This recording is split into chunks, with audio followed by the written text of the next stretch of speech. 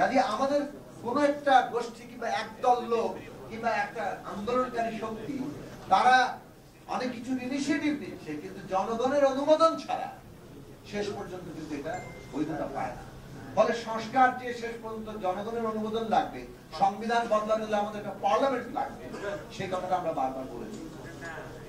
আমরা এটা বলেছিলাম যে হ্যাঁ, পার্লামেন্ট একটা কনস্টিটিউয়েন্ট পাওয়ার কিংবা এমন একটা ক্ষমতা অর্পণ করতে হবে যাতে করে এই সংস্কারগুলো জনগণের ইচ্ছার প্রকাশ হিসেবে হয়, এটা আবার কোর্ট এসে বাতিল করে না দিতে পারে। কাজে এটা সংশোধনের ঊর্ধ্বে। সংবিধান তো সংশোধন হয় প্রায় মাঝামাঝি, সংবিধান সংশোধনের কাজ একটা, আর সংবিধান সংস্কার মৌলিক ভাবে করা সেটা আরেকটা। সেইটুকু পার্থক্য আমরা তৈরি করার কথা বলেছিলাম, যে সংসদকেই ক্ষমতা অর্পণ করুন, জনগণ দেবে, সেটার পদ্ধতি গণভোট হয়েছিল। আমরা একমত হয়েছিলাম, বিএনপিও শেষ পর্যন্ত একমত। কথা ছিল যে সংস্কার প্রস্তাবে অনেকগুলো নোট অফ ডিসেন্ট আছে। হঠাৎ করে আমরা গতকাল আদেশে দেখলাম নোট অফ ডিসেন্টের বিষয়গুলো উল্লেখ নাই। এটা তো কোনো ঐক্যমত্য হয়নি। এই প্রশ্নের ব্যাখ্যা নিশ্চয়ই কমিশন তাদের দেবেন, তারা কি কোন বোঝাপড়া থেকে এই জায়গায় আনলেন।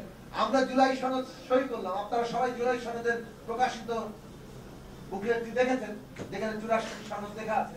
সেই সব জায়গায় প্রত্যেকটি নোট অফ ডিসেন্ট লেখা আছে। নোট অফ ডিসেন্টের নিচে একটা করে নোট লেখা আছে যে এটা দলগুলো তার ইস্তেহার হিসেবে দেবে যার যার প্রস্তাব আকারে, এবং যে দল সংখ্যাগরিষ্ঠতা পাবে, ম্যান্ডেট পাবে, সে তাদের প্রস্তাব অনুযায়ী ওই নোট অফ ডিসেন্টের আপত্তির অংশগুলোর মীমাংসা হবে।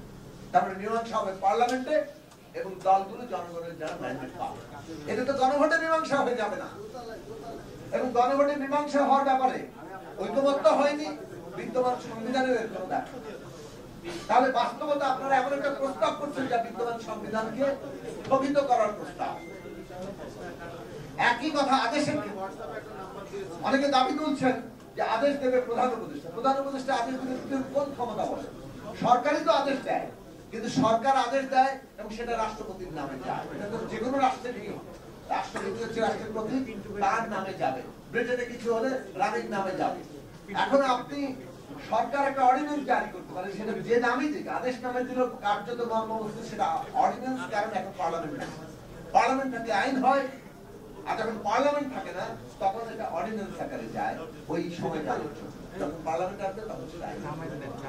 এখন প্রশ্ন হচ্ছে যে এই যে সরকারই তো অর্ডিন্যান্সটা কিংবা আদেশটা দেবে in the name of president, কিন্তু আপনি যদি বলেন না প্রধান উপদেষ্টাকে এটা জারি করতে হবে, তাহলে তার তো কোনো বিধান নাই, কোথাও তো লেখা নাই এটা। তাহলে প্রধান উপদেষ্টা কিসের ভাবে দিবেন? জুলাই অভ্যুত্থানের শক্তি বলে। তাহলে জুলাই অভ্যুত্থানের শক্তি বলে প্রধান উপদেষ্টা দিচ্ছেন, তার মানে তিনি নিজেকে রাষ্ট্রের প্রধান হিসেবে ঘোষণা করছেন, এবং কার্যতই আবারও সংবিধানকে আপনি স্থগিত করছেন। নায়াসিনামাইড ও স্যালিসাইলিক সমৃদ্ধ লিলি ফেস ওয়াশ যা ফেসের ডেড স্কিন সেল দূর করে দেয় দ্বিগুণ ফাস্টার ব্রাইটেনিং। আপনি সরকার ওত নিয়েছেন 106 অনুচ্ছেদের বরাতে, তার মানে আপনি একটা বিশেষ সরকার, কিন্তু একই সাথে আপনি সংবিধানকে সাথে নিয়ে চলছেন। এই মুহূর্তে এসে আপনি যখন সংবিধানকে ছাপিয়ে যাওয়ার কোন প্রস্তাবনা করেন, আপনি একটা রাজনৈতিক সংকটের সম্ভাবনাকে জাগিয়ে তোলেন। কারণ আমরা যদি ঐকমত্য ছাড়া কেউ কারো সিদ্ধান্ত চাপিয়ে দিতে চায়, তাহলে সেটা কোনোভাবে কাজ করবে না। এটা আমাদের সকলের উপলব্ধি করা দরকার। আমরা সংবিধান সংস্কার পরিষদের দাবি করেছি এবং সংবিধান সংস্কার পরিষদের প্রস্তাব করা হয়েছে, কিন্তু এটা যদি ঐকমত্য না হয়, এটা তো আমরা চাপিয়ে দিতে পারি না। এটা আমাদের মনে রাখা দরকার। আমরা আমাদের প্রস্তাব হয়েছে বলে আমরা যদি এখন এই মুহূর্তে সেটা নিয়ে খুব লাফাতে থাকি, তাহলে আমার মনে হয় না, আমাদের দলের পক্ষ থেকে আমরা পরিষ্কার করে বলতে চাই যে এটা আমাদের জন্য জাতীয়ভাবে কার্যকর কিছু হবে।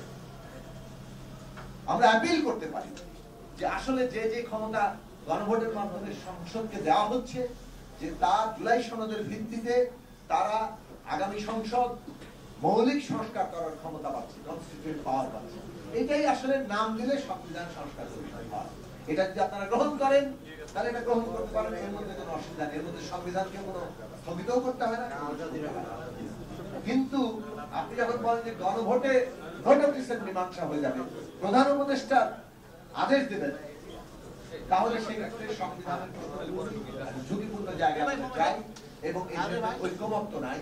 এবং ঐক্যমত্য না থাকলে আমরা এই গণতান্ত্রিক ট্রানজিশনে বড় ধরনের জাতীয় সংকট হয়েছে এবং সেটা আমাদের জাতীয় নিরাপত্তার সাথে জায়গা করে। শুরু হয়েছিল বিচার এবং সংস্কার এবং নির্বাচনের মুখোমুখি দাঁড় করিয়ে, সেই অবস্থার অবসান হয়েছিল আমরা নানাভাবে চাপ সৃষ্টি করে।